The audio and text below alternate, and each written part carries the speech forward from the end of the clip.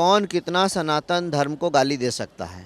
इस गठबंधन में, इंडी गठबंधन में, घमंडिया गठबंधन में एक कंपटीशन चला है और जो इसका विरोध करेगा, जो इसकी आलोचना करेगा, उसका तो सर्वनाश निश्चित है। अभी उसके होटल में रेड हुआ था, उसके यहाँ 2 नंबर का पैसा पकड़ा गया था और सारी चीज़ें गलत पाई गई थी।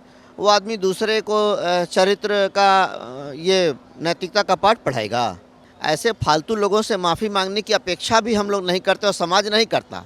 समाज उनको दरकिनार कर देता है, अपने आप वो लोग बायकॉट कर दिए जाते हैं समाज के द्वारा और फिर उनको कोई पूछने वाला नहीं मिलता। नमस्कार, मैं हूं खंड ज्योति, आप देख रहे हैं द इंडिया टॉप। जिस तरह से फतेह बहादुर सिंह जो कि राजद के विधायक हैं और माँ दुर्गा पर अस्तित्व पर उन्होंने सवाल उठाया है और इसी सवाल के साथ हम बातचीत करेंगे बीजेपी के सांसद औरंगाबाद से सुशील सिंह। उनसे हम जानने की कोशिश करेंगे कि उनका इसको लेकर क्या मानना है। सर, किस तरह से बयान को देखते हैं? फतेह बहादुर सिंह ने बयान दिया है कि माँ दुर्गा काल्पनिक है। ये बयान इंडी गठबंधन के लोगों का पहला बयान नहीं है।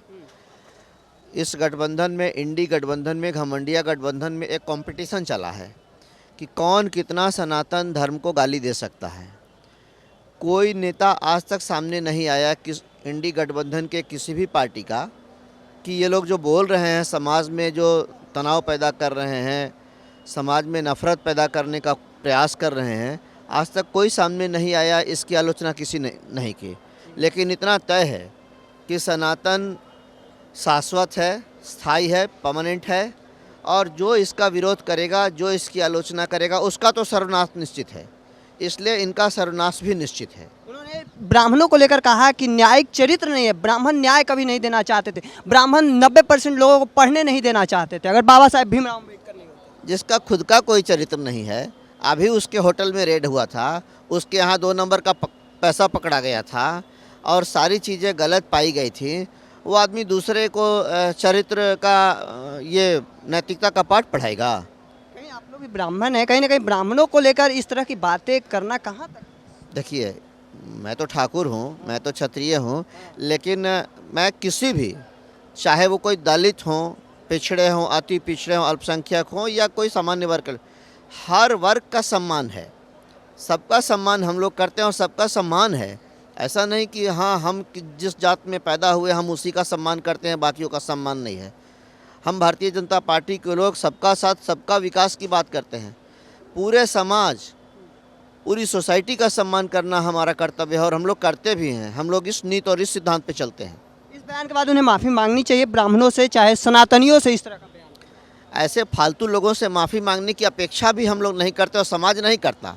समाज उनको दरकिनार कर देता है, अपने आप वो लोग बायकॉट कर दिए जाते हैं समाज के द्वारा और फिर उनको कोई पूछने वाला नहीं मिलता। आखिरी सवाल है, जातीय जनगणना में स्वर्णों की जनसंख्या को लेकर जिस तरह से घटा दी गई है, उस पर क्या कहिए?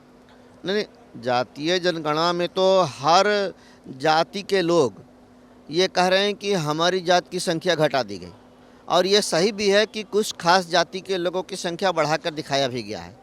तो कुल मिलाकर सरकार की एक सोची समझी साजिश है समाज को कमज़ोर करने, बांटने की, आपस में लड़ाओ, हिंदुओं को आपस में लड़ाओ और अपनी राजनीतिक रोटी सेको, लेकिन ये विफल हो जाएगा। तो आपने साफ सुना उनका, सीधे तौर पर जातीय जनगणना को लेकर भी उन्होंने साफ कहा कि ये सरकार की ओर से षड्यंत्र है, कहीं ना कहीं स्वर्णों को घटाना और इससे राजनीतिक रोटी सेकने की कोशिश की गई है, इसमें वो सफल नहीं होंगे। और साथ ही उन्होंने जिस तरह से कहा कि माँ दुर्गा के अस्तित्व पर सवाल उठाए हैं, तमाम बातें कहें, उनसे माफ़ी की अपेक्षा क्या करना, वैसे लोगों से माफ़ी की अपेक्षा नहीं की जा सकती, तमाम बातें कहते नजर आ रहे थे।